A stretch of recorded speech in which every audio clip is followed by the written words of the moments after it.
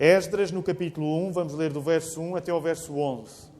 Aqueles que puderem ficar de pé, vamos fazer a leitura da palavra do Senhor.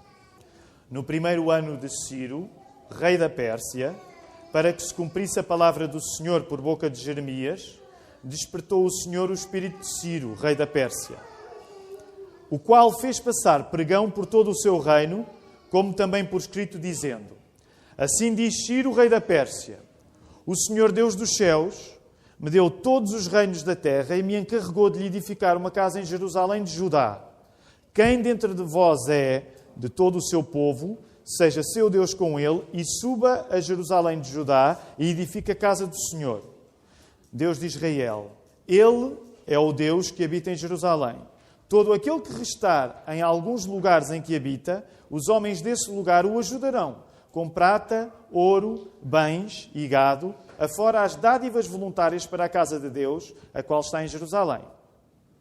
E então se levantaram os cabeças de família de Judá e de Benjamim, e os sacerdotes e os levitas, com todos aqueles cujo Espírito de Deus despertou, para subirem e edificar a casa do Senhor, a qual está em Jerusalém.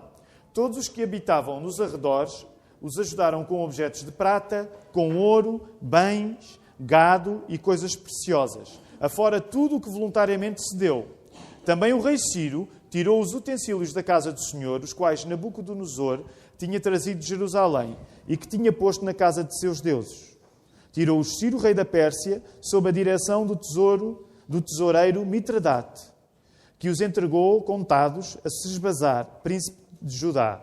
Eis o número deles: 30 bacias de ouro, 1000 bacias de prata, 29 facas, 30 taças de ouro, 410 taças de prata de outra espécie e 1000 outros objetos. Todos os utensílios de ouro e de prata foram 5400. Todos estes levou Sesbazar quando os do exílio subiram da Babilónia para Jerusalém. Podemos ficar sentados. Então, como nós podemos ver, o texto que nós acabámos de ler, estes 11 versos que nós acabámos de ler no livro de Esdras, dão-nos factos políticos. Há coisas que estão a acontecer na política da Pérsia, mas traduzem esses factos políticos com uma linguagem espiritual. A pergunta que nós podemos fazer é: porquê é que Ciro, que é o rei da Pérsia, teve esta ideia que alguns judeus deveriam regressar ao seu país para, na sua capital de Jerusalém, reconstruírem o templo?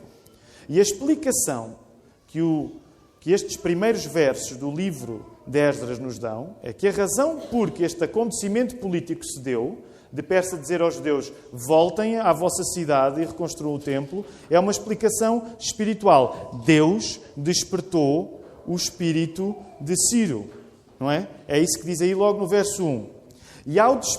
E Deus, ao despertar o espírito de Ciro, acaba a fazer uma coisa engraçada. Acaba a cumprir profecias que tinham sido ditas pelo profeta Jeremias. E por isso é que no verso 1 está aí a dizer, não é? Para que se cumprisse aquilo que Jeremias tinha dito.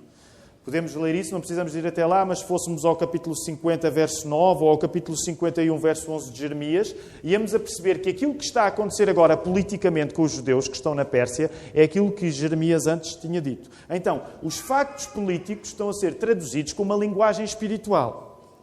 E o que interessava às pessoas que estavam a viver este momento, aos judeus do tempo de Esdras, e o que interessa a nós também, que muitos anos depois estamos a ler isto, não é propriamente dar um mergulho na política persa e ficar a nadar na política persa. Não. Interessa alguma coisa mais.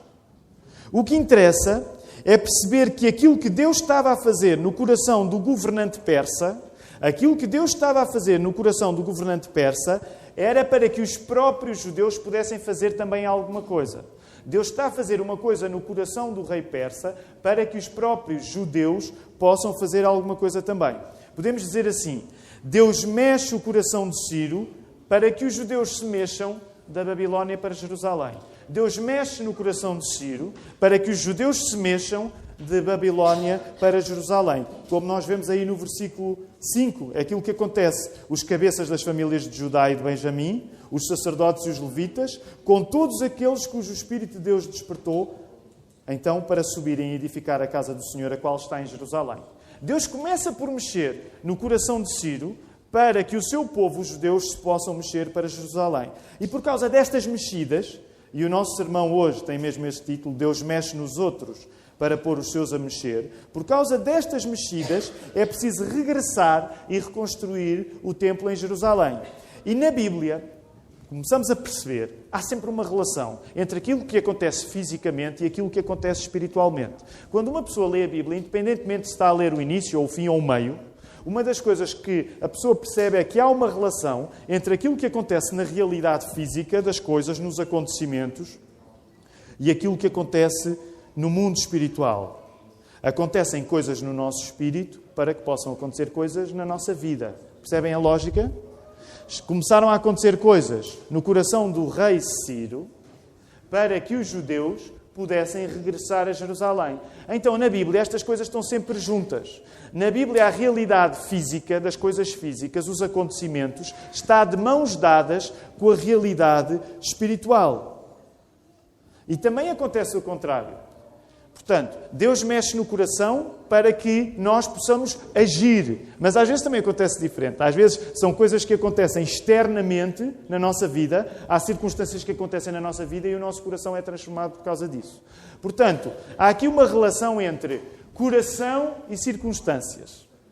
O coração de Ciro é mexido e circunstâncias acontecem, que neste caso é os judeus voltarem à sua casa. Mas muitas vezes também acontece o contrário. Às vezes Deus mexe nas nossas circunstâncias para que o nosso coração seja transformado também. O que é que isto significa? Significa que o que acontece na política dos homens, é um reflexo da política de Deus para o seu povo. Aquilo que estava a acontecer naquele cenário político é um reflexo de Deus ter uma política para o seu próprio povo. Ora, isto deve-nos colocar uma pergunta a nós que estamos a gastar tempo a ler o livro de Esdras. E espero que tenham ficado mais entusiasmados porque hoje lemos 11 versos. Para a semana, se Deus quiser, o que é que vai ser? Coloquem os vossos olhos na passagem. Avancem lá para a frente. Eu já estou ansioso por causa disso. O que é que vai ser para a semana? O que é que vai ser para a semana? Que grande aventura para a semana. Vai ser o quê? A lista dos 70 versos de genealogia. Hein? Já pensaram nisso? Estamos mesmo entusiasmados para a semana, não estamos? Eu estou. Vou ler tudo. Não vou ler de uma vez só. Descanso já os irmãos, que é para isto não ser assim tão difícil. Mas para a semana é a lista. Ora, hoje já lemos 11 versos. Significa que estamos a começar estamos a levantar voo. Porque passámos o primeiro domingo a falar só num verso, no segundo domingo falámos 2, mas hoje, mal por mal, acabamos o capítulo 1 do livro de Esdras. Ora, há uma pergunta que nos deve ser colocada a nós que estamos a ler este livro, que é, como é que tu traduzes na tua vida o que te acontece com linguagem espiritual? Como é que tu, se acreditas em Deus, traduzes em linguagem espiritual aquilo que te acontece? Deixem-me falar, e agora especificamente para aqueles que ainda não sabem se acreditam, não sabem se são cristãos. Deixem-me tentar explicar uma coisa. O cristianismo propõe uma coisa, o cristianismo faz uma proposta. E esta proposta é que nós olhemos para os acontecimentos políticos à nossa volta, para que entendamos que Deus também está a acontecer. Que nós olhemos para os acontecimentos para entendermos que Deus também está a acontecer. Aliás, na terceira página do nosso boletim para reflexão está aí a dizer precisamente isto. A proposta do cristianismo é que nós olhemos para aquilo que acontece e entendamos que naquilo que nos acontece, Deus também está a acontecer. E isto não significa, e eu gostaria agora mesmo de sublinhar o que vou dizer a seguir, isto não significa que é fácil perceber aquilo que nos acontece. Nem sempre é fácil nós, enquanto cristãos, entendermos aquilo que nos está a acontecer. Mas uma coisa é verdade para aquele que é cristão. É incontornável entender que Deus tem tudo nas suas mãos. Ser cristão não é um descodificador mágico das complicações da vida. Ser cristão não é ter um descodificador mágico das coisas que são complicadas na nossa vida, mas é viver as complicações da vida com confiança. Eu vou explorar já a seguir um pouco melhor esta ideia. Mas é importante que ela fique claro. Ninguém é cristão porque, por ser cristão, passa a ter uma explicação fácil para tudo o que lhe acontece na vida. Se alguém se quer tornar cristão para ter uma explicação fácil para tudo o que lhe acontece na vida, vai a caminho de uma grande desilusão. Porque muitas vezes nós, enquanto cristãos, acontecem-nos coisas na nossa vida que nós não temos explicação para elas. Ser cristão não é ter um descomplicador. Mas ser cristão é, de facto, ter confiança que tudo, até aquilo que nós não sabemos o que é que nos está a acontecer, está nas mãos de Deus. Ser cristão não é ter um descomplicador que torna fácil as coisas que são difíceis. Isso não é ser cristão, mas é, de facto, diante das coisas difíceis, eu confiar. A minha vida está nas mãos de Deus. Ainda hoje nós lemos o Salmo 23, que é dos textos mais ilustres na Bíblia, para dizer: ainda que eu ande pelo vale da sombra da morte, eu sei que tu estás comigo. Se ser cristão fosse não passar por coisas difíceis, esta parte não estava no Salmo 23. Sabem o que é que havia a dizer? Porque tu estás comigo, eu nunca vou andar no vale da sombra da morte. Percebam, se ser cristão for uma coisa fácil, o Salmo 23 tem de ser corrigido e tem de passar de ser assim: porque tu estás comigo, eu nunca vou passar pelo vale da sombra da morte. Mas acontece que isso não é ser cristão. Por isso o Salmo 23 diz: ainda que eu passe pelo vale da sombra da morte, tu estás comigo. E é importante nós percebermos isto. Há coisas que nos surpreendem. Vamos voltar aí a colocar os nossos olhos no texto. Há coisas que nos surpreendem nisto que o que Ciro está a dizer. É como se Ciro mandasse fazer uma conferência de imprensa. Imaginem, Ciro a fazer uma grande conferência de imprensa. Conferência de imprensa, Ciro aí a dizer: surpreende-nos, número 1, naquilo que Ciro está a dizer. Surpreende-nos que seja um rei pagão que está a dar o arranque a um livro da Bíblia. Já pensaram nisto? Este é um livro da Bíblia, e quem é que dá o arranque ao livro da Bíblia? É um rei pagão. Surpreende-nos também que este rei afirme que tudo aquilo que ele tem, só o tem porque Deus lhe deu. Isto surpreende-nos. E Deus deu a Ciro ainda mais do que uma coisa de reinos. Deus deu-lhe os reinos, mas Deus deu a Ciro ainda uma coisa além dos reinos. Sabem o que é que Deus deu a Ciro? Deu-lhe uma tarefa que foi Ciro assegurar-se que o templo dos judeus é reconstruído. Ou seja, só nesta pequena parte, vemos que um rei que não é judeu reconhece que é o Deus dos judeus que lhe deu aquilo que ele tem, e que esse Deus dos judeus quer que ele, rei persa, tenha um papel na reconstrução do templo dos judeus. E para completar toda esta surpresa, o templo deve ser reconstruído, vejam bem, à custa da oferta dos próprios persas. O que é que esta conferência de imprensa de Ciro significa? Sabem o que é que significa, queridos irmãos, queridos amigos? É como se a solução dos problemas dos judeus estivesse a ser colocada nas mãos dos não-judeus. E isto é estranho. Os judeus estão habituados a que seja Deus, ou sobrenaturalmente, a dar-lhes capacidade para eles tratarem da sua própria vida, para eles tratarem da sua própria liberdade. Agora, chegamos a um livro da Bíblia em que, surpreendentemente, aquilo que significa a liberdade dos judeus parece que está a ser resolvida por não-judeus. E isto é difícil de encaixar para o orgulho dos judeus. Os livros de Esdras e de Neemias, que nós vamos ler a seguir, aprofundam este surpreendente protagonismo dos pagãos. Sabem? Lembram-se a semana passada quando eu tentava dizer-vos porque é que o livro de Esdras e o livro de Neemias são livros modernos? Uma das coisas que tornam Esdras e Neemias parecidos com o nosso contexto hoje é que, por exemplo, não existem milagres. E atenção, eu não estou a dizer que os milagres não existem, eu acredito em milagres.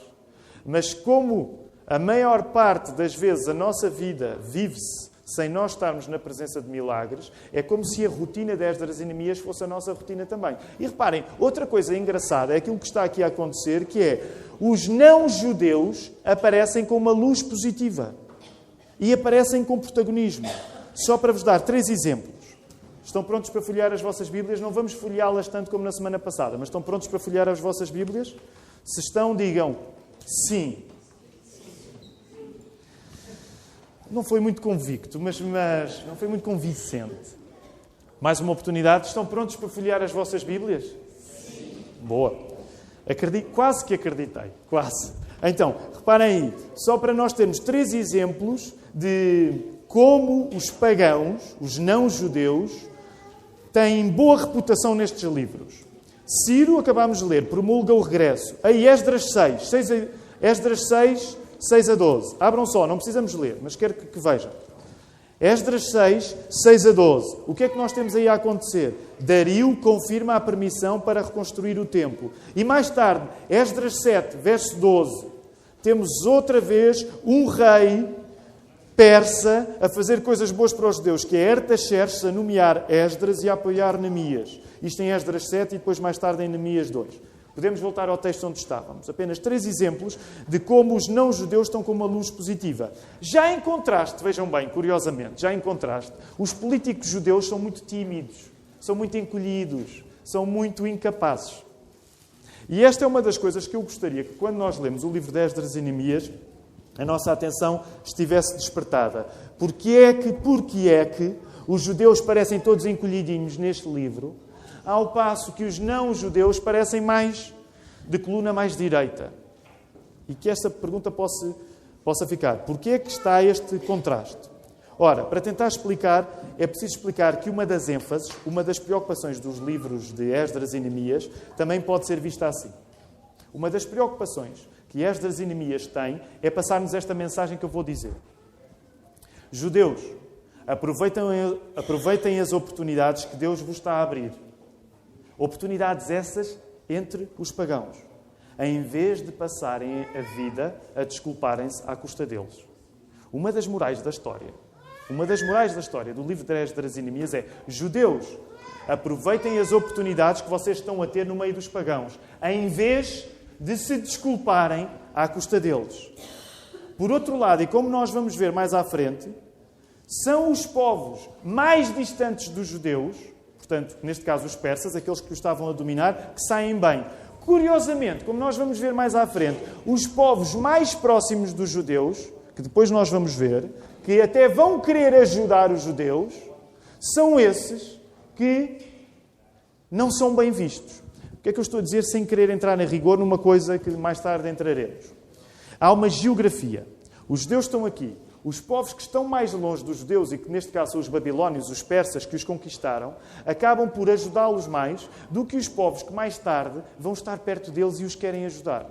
Então é como se o livro de Esdras nos estivesse a dizer: olha, tu geralmente achas que as pessoas mais perto de ti são as que te vão ajudar mais, mas eu digo-te que as pessoas que te vão ajudar mais não são necessariamente aquelas que estão mais próximas de ti, são aquelas que às vezes estão mais longe de ti. E aquelas que tu julgas que te vão ajudar mais, curiosamente, são aquelas que te vão ajudar menos. Essa é uma das coisas que o livro de Esdras nos está a dizer. Portanto, Deus está a baralhar ali. Deus está a baralhar a mobília mental dos judeus. Por causa disto, Esdras e Neemias são antídotos contra a nossa lamúria espiritual. Esdras e Neemias são antídotos contra a nossa lamúria espiritual. É tão fácil os cristãos acharem que aquilo que explica as coisas que nós não estamos a fazer bem, é tão fácil nós acharmos que aquilo que explica as coisas que não estamos a fazer bem é o facto de os não crentes nos quererem mal. Deixem-me voltar a repetir esta frase. Muitas vezes, uma grande tentação para nós cristãos é achar: se as pessoas que não são crentes me quisessem bem, eu conseguia fazer bem as coisas. Muitas vezes a nossa tentação é dizer: se as pessoas não crentes me quisessem bem, eu era capaz de fazer bem as coisas. Mas deixem-me dizer desta maneira muito simples: Deus não está para autocomiserações. Estes livros de Esdras e Neemias querem que nós arregacemos as mangas diante dos caminhos que nós temos. É a altura de construir, não é a altura de murmurar. É a altura de construir, não é a altura de queixas. Ao mesmo tempo, também querem que nós sejamos atentos com as pessoas que estão à nossa volta. Eu quero desenvolver isto rapidamente. Verso 4. Olhem para o verso 4, por favor. Este é aquele verso que, deixem-me usar a expressão, espeta mais fundo a faca no nosso orgulho. Porquê? Não só alguns judeus vão regressar a Jerusalém, sob a ordem do rei Ciro, como vão fazer esse regresso patrocinado pela finança dos persas. Já pensaram nisto? E por isso, do verso 7, avancem um bocadinho, verso 7 ao verso 11, nós podemos ver que não é apenas o dinheiro dos persas, é também a louça que os babilónios tinham roubado do templo em Jerusalém, que tem de regressar. Portanto, há muita coisa que tem de regressar. Tem de regressar os judeus com a ajuda do dinheiro persa, mas também tem de regressar a louça sagrada que estava no templo, tem de voltar ao templo. Ora, se nós nos concentrarmos no facto de que os judeus vão regressar apoiados pela finança persa, podemos recordar-nos de outro evento parecido. Alguém consegue lembrar-se? Eu vou-vos dar alguns segundos. Alguém se consegue lembrar de outra ocasião em que uma coisa parecida tenha acontecido? Portanto, os judeus vão voltar à sua casa, porque o rei persa dá-lhes liberdade para isso. Não só lhes dá a liberdade, como diz, vocês vão voltar ajudados pela finança dos persas. E isto deve-nos lembrar outro acontecimento que já se deu. Alguém se lembra? Nem mais. A irmã Irene lembra, quando Moisés sai do Egito, lembram-se que nessa altura, quando o povo de Israel saiu do cativeiro do Egito, também eles saíram a aliviar os egípcios de alguns dos seus bens. Então, e é por causa disso que eu gostaria que nós percebêssemos uma coisa antes de explorarmos esta ligação entre um cativeiro saindo do Egito e um cativeiro saindo da Babilónia. E uma das lições que eu gostaria que nós pudéssemos aplicar é isto. Porque é importante percebermos que se os judeus estão a regressar com a ajuda do dinheiro dos persas, isto, por um lado, deve tirar-lhes o orgulho. Porque eles não estão a fazer aquilo na força deles. Eles estão a fazer aquilo porque o rei que os domina lhes dá liberdade para isso e ainda por cima eles estão a fazer com o patrocínio do povo que estão a abandonar. O que é que isto significa? Mesmo quando nós regressamos ao lugar que pertencemos, talvez seja importante aceitarmos que aqueles que não fazem parte desse lugar participam no processo de nós regressarmos. Quero voltar a repetir porque eu sei que a frase é um bocado longa. Mesmo quando eu estou a regressar ao lugar que pertenço, talvez seja importante eu perceber que até as pessoas que não pertencem a esse lugar para onde eu vou e que até podem ter atrasado o meu regresso a esse lugar, mas até essas pessoas são chamadas a participar no meu regresso. Dizendo isto de uma maneira mais curta, ninguém constrói uma personalidade saudável sem beneficiar até daqueles que parecem ser contra a nossa personalidade. Está muito complicado? Ninguém constrói uma personalidade saudável sem ser ajudado até pelas pessoas que parecem ser contra nós. Até as pessoas que parecem ser nossos adversários são importantes para nós acreditarmos naquilo que nós acreditamos. Já vou explorar isto um bocadinho já a seguir. Agora, quero só, ainda antes, ligar os dois regressos. Então, quantos cativeiros é que já falámos aqui? Quantos cativeiros? Qual é o que estamos a falar agora? É o cativeiro que vem, é o regresso da Babilónia. No entanto, já lembramos um cativeiro anterior, que foi o regresso do Egito. Muito bem. Vamos ligar estes dois regressos dos cativeiros, porque essa ligação torna o segundo regresso, que é aquele que nós estamos a falar, tão importante como o primeiro. E dá também para perceber algumas diferenças. Então, o primeiro regresso dos judeus, do cativeiro, que neste caso era no Egito, envolveu a libertação do povo judeu do poder de um rei que tinha um coração quê? O rei do Egito, quem era? O rei do Egito é o Faraó. Lembra-se, há um ano nós estávamos a estudar os primeiros 20 capítulos deles. Lembram-se disso? Lembram-se que uma palavra que foi muito repetida nesse estudo era acerca do coração do Faraó? Lembram-se? O que é que o coração do Faraó tinha? Ele era o quê? Era endurecido e o termo, que falámos várias vezes, era pesado. Então vamos comparar regressos de cativeiro e vamos comparar reis dominadores sobre Jerusalém. Ao passo que o Faraó tinha o coração pesado, já repararam agora que Ciro, curiosamente, não tem o coração pesado, como, ainda mais, Ciro tem um coração que Deus faz o quê? Que Deus mexe, Deus move o coração de Ciro. Então, onde eu quero chegar com esta comparação é aqui. O que é que nós podemos aprender? No primeiro cativeiro, os judeus tiveram de sair do Egito das mãos de um homem com coração duro. Agora, a segunda vez que os judeus têm de sair de um cativeiro, eles saem não porque o seu dominador tem coração duro, mas porque Deus está a mexer no coração do seu dominador. Há uma lição prática que eu gostaria que nós percebêssemos daqui. Fica a parecer que a primeira libertação dos judeus do cativeiro demonstrava que os verdadeiros inimigos dos judeus eram quem? Se os judeus tiveram de sair contra o coração duro do faraó, quem é que eram os verdadeiros inimigos dos judeus? Eram os egípcios, não é? Se os judeus tiveram de sair e um dos problemas era o coração duro do faraó, então os inimigos dos judeus eram quem? Os próprios egípcios. Agora já pensaram? Parece que o livro de Esdras nos está a querer dizer agora uma lição diferente. Se os judeus agora vão sair do cativeiro com o patrocínio do dominador, do rei Ciro, talvez isso queira dizer que os verdadeiros inimigos dos judeus são quem? Os próprios judeus. Os próprios judeus. Percebem a importância disto? Se na saída do Egito os judeus têm de ir contra os seus adversários, que são os egípcios, e por isso a saída é difícil de lá, no segundo regresso do cativeiro, a saída não é difícil, porque Deus faz precisamente uma coisa que é mexer no coração do dominador, para que o dominador, ao contrário do faraó, diga: pessoal, é hora de vocês irem embora. Quem é que teve de chegar e dizer: pessoal, é hora de ir embora, quando foi o êxodo? Quem foi? Não foi pessoal, certo? Não foi pessoal, é hora de ir embora, mas foi parecido. Quem é que teve de chegar no êxodo e dizer: gente, é hora de ir embora? Quem é que teve de fazer isso? Foi Moisés. É como se parte da tarefa de Moisés, neste segundo regresso, estivesse a ser dada ao próprio Ciro, que diz: pessoal, é hora de vocês irem.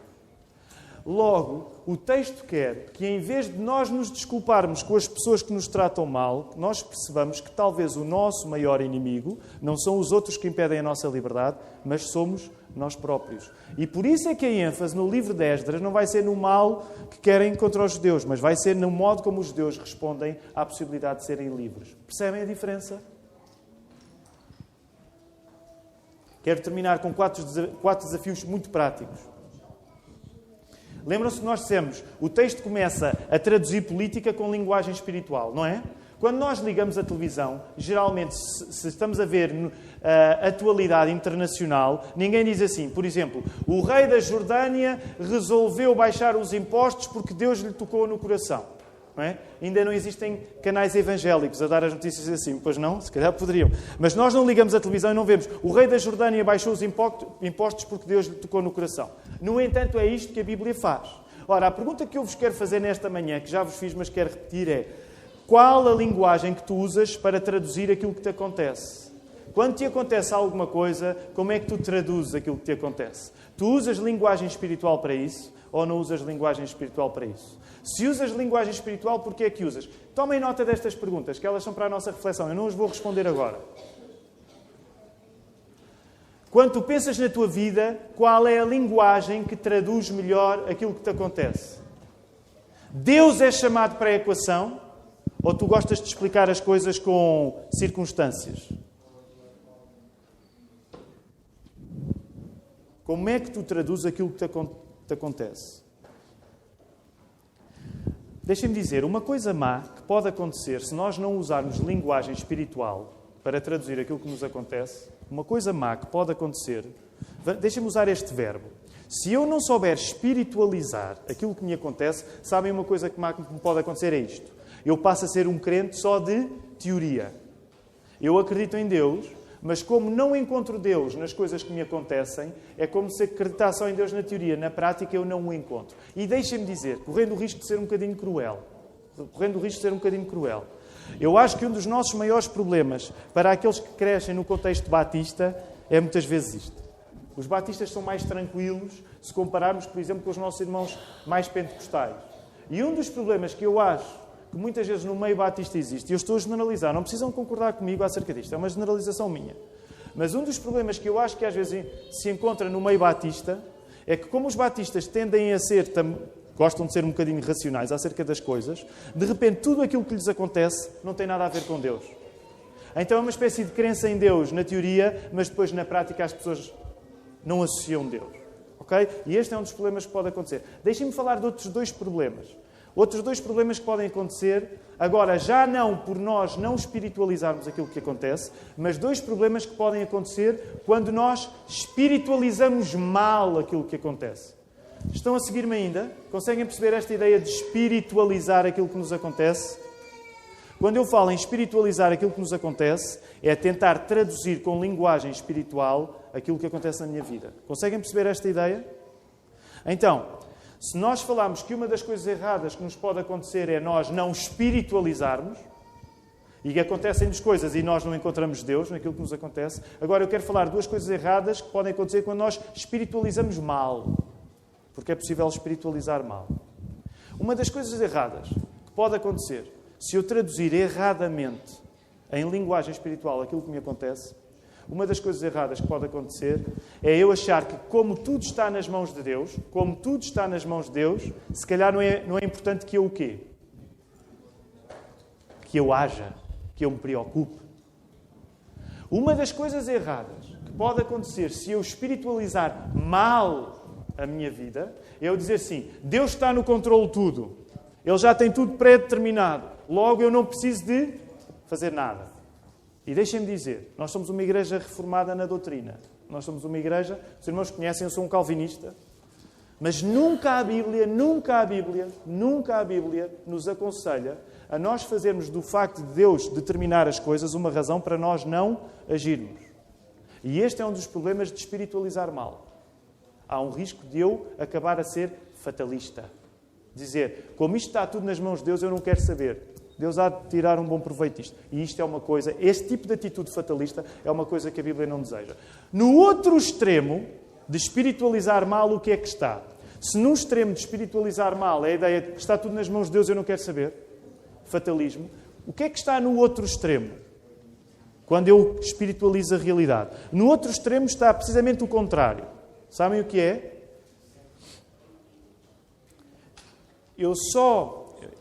Eu como traduzo tudo, como eu explico tudo espiritualmente, como eu quero explicar tudo espiritualmente, aquilo que acontece na minha vida, eu acabo a cair no erro de prender Deus à explicação espiritual que eu tenho para o que me acontece. Estou a ser muito abstrato? O outro extremo é eu espiritualizo tanto que eu tenho de perceber tudo. Se o outro não se preocupa em perceber e diz assim, está nas mãos de Deus, eu não quero saber. O outro que está no extremo faz o contrário. Eu tenho de perceber tudo.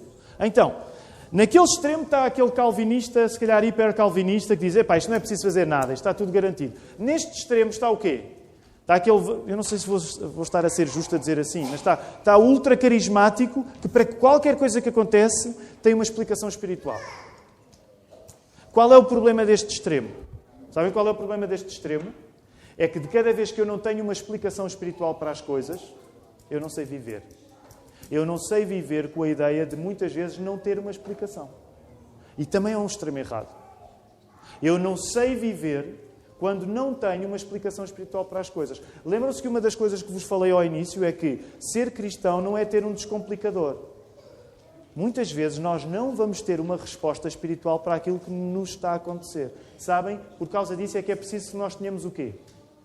Quando nós não sabemos o que nos está a acontecer, quando nós não temos uma explicação para aquilo que nos está a acontecer, o que é preciso ter? Confiança. Temos de ter fé. Conseguem-me acompanhar nestes dois extremos errados de espiritualizar mal as coisas? Um é o fatalista. Eu não preciso ter explicação, está nas mãos de Deus. O outro é aquele que obriga Deus a só agir se Ele conseguir explicar. E é igualmente mau.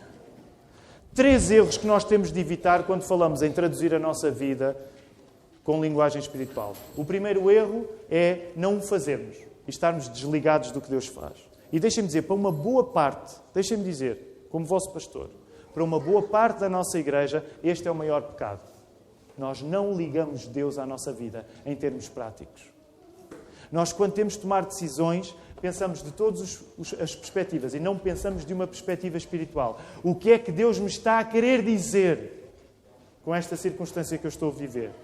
Tenho a possibilidade de decidir A ou decidir B. O que é que Deus prefere que eu decida?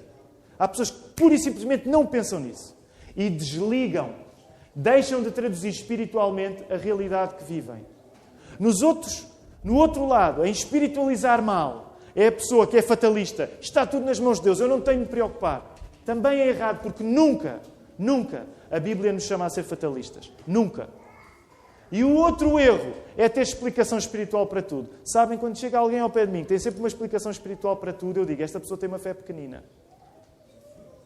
Quando chega alguém ao pé de mim que tem sempre uma explicação, olha, sabes o que é que isto aconteceu? Olha, este tornado aconteceu porque Deus estava zangado com aquele povo. Olha, sabes porque é que saiu o Ministro da Cultura? O Ministro da Cultura saiu porque... Bem, agora podíamos... Não é? Mas há alguém que tem sempre uma explicação para tudo. Deixa-me dizer, se tu tens sempre uma explicação para tudo, tu não precisas ter fé. Tu és a tua própria resposta. Se tu tens sempre explicação para tudo, não precisas ter fé para nada. Tu és a tua própria fé. E isso também é errado.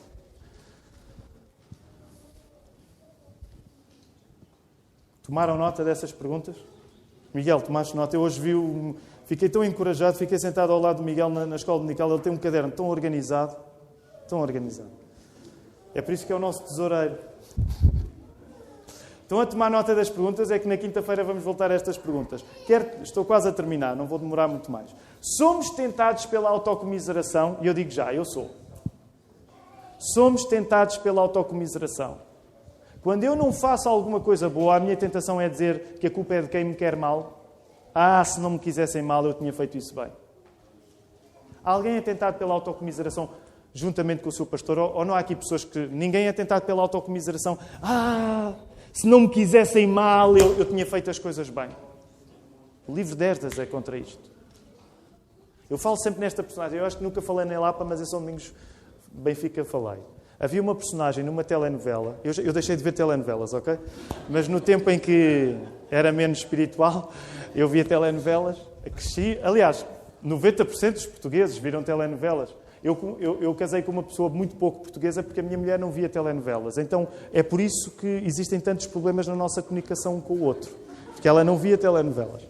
E então ela não via. Mas os meus pais viam. Ainda por cima faziam essa coisa horrível que eu aproveito, não tem nada a ver com o sermão, mas para dizer. Os meus pais faziam.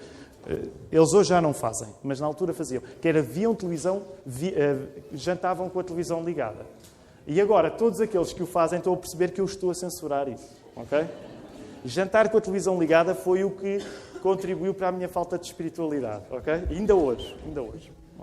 Então, uma das novelas que dava era a novela da Casa de Irene. Alguém se lembra da Casa de Irene? Ninguém se lembra da Casa de Irene? Adelaide, lembra-se?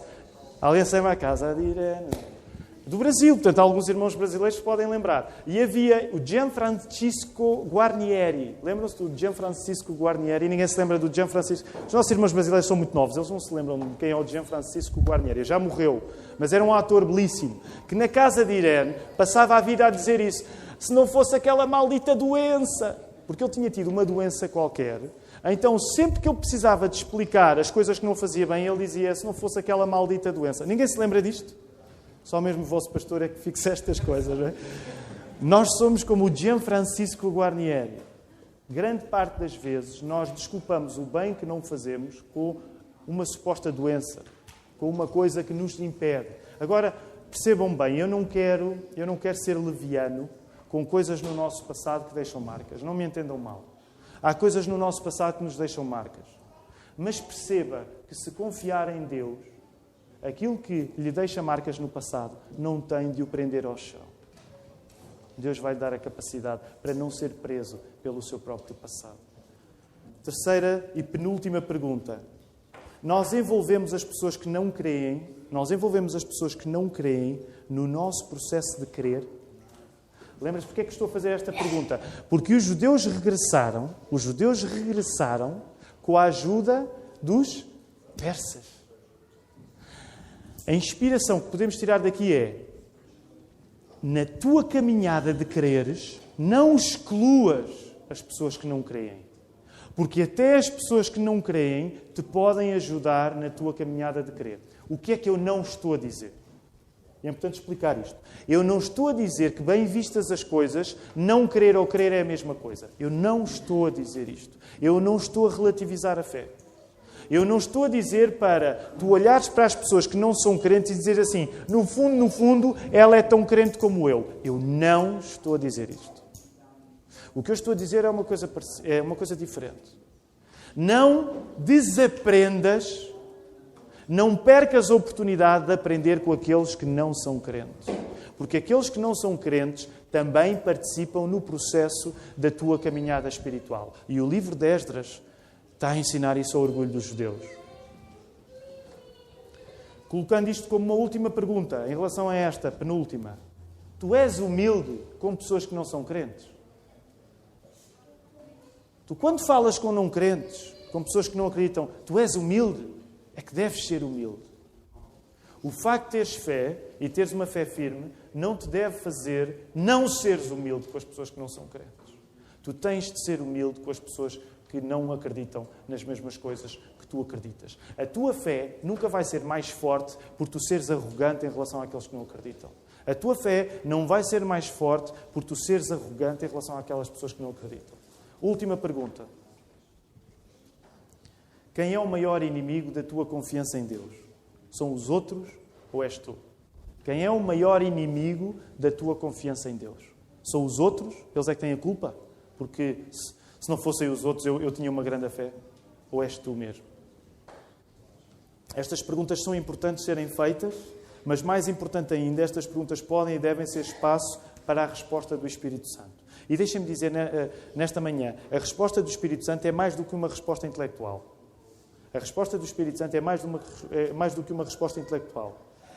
Este espaço onde o Espírito Santo intervém, nós acreditamos. Sabem porque é que o Espírito Santo pode conquistar espaço na nossa vida? Sabem porque é que o Espírito Santo pode conquistar espaço na nossa vida para responder a estas perguntas? Porquê? Porque é que o Espírito Santo pode fazer coisas na nossa vida? Porque alguma coisa já foi feita antes. O que é que foi feito antes? O que é que foi feito antes que dá a liberdade a que o Espírito Santo possa fazer coisas na nossa vida?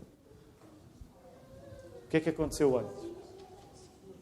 O Espírito Santo pode estar connosco. Quem é que lhe deu a autorização para ele estar connosco?